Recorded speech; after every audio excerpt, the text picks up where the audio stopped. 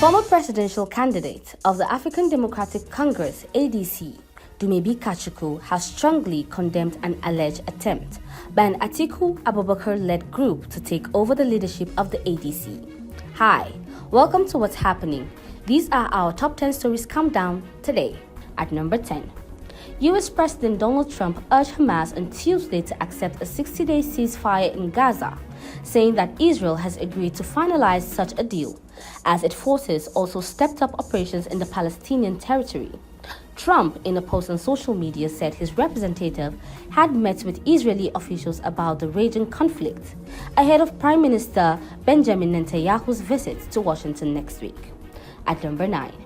Spanish giant Real Madrid beat Juventus 1-0 on Tuesday to set up a Club World Cup quarter-final clash against Borussia Dortmund, who edged Mexican side Monterrey. Sergio Rossi struck twice for the German outfit as they scrapped past Sergio Ramos' side 2-1 in a tight last 16 clash in Atlanta and denied the former Real Madrid skipper a match-up against his former team. At number 8.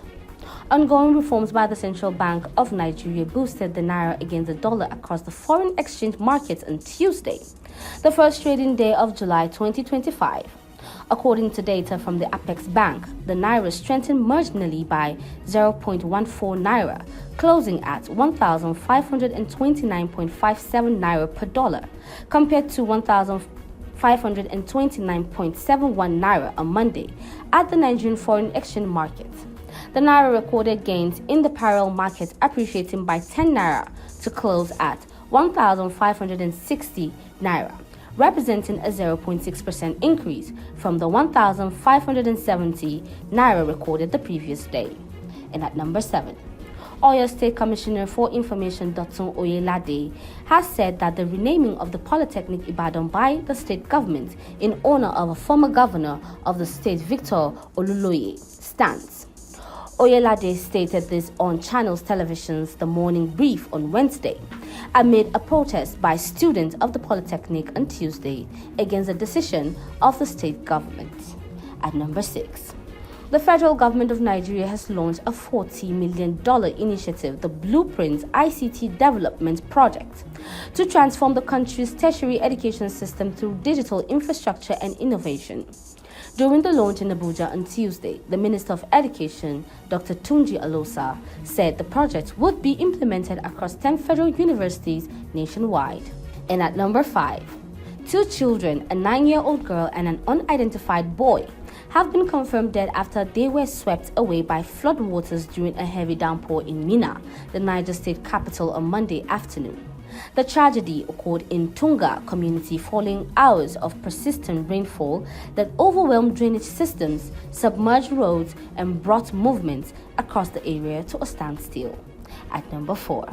President Bola Tinubu has directed all holders of dormant oil assets across the country to immediately reactivate them to ramp up dwindling crude oil production and crude oil revenue. The directive was conveyed to oil and gas operators by the Minister of State Petroleum Resources, Heineken Lokbobiri, on Tuesday at the ongoing 2025 Nigeria Oil and Gas Energy Week in Abuja. At number 3. A former Senate President, Senator David Mark, has formally resigned his membership of the People's Democratic Party, citing deepening internal divisions, unresolved leadership crisis, and irreconcilable differences. Mark was a founder member of the PDP when it became a political party in 1998. At number 2. The Lagos High Court sitting in Ikeja has refused to grant the application by Mr. Joseph Aloba, the father of late Mohbad, seeking to quash the DPP's legal advice and the subsequent court proceedings, which freed Naira Marley, Sam Larry, and some others on allegations of being involved in Mohbad's death.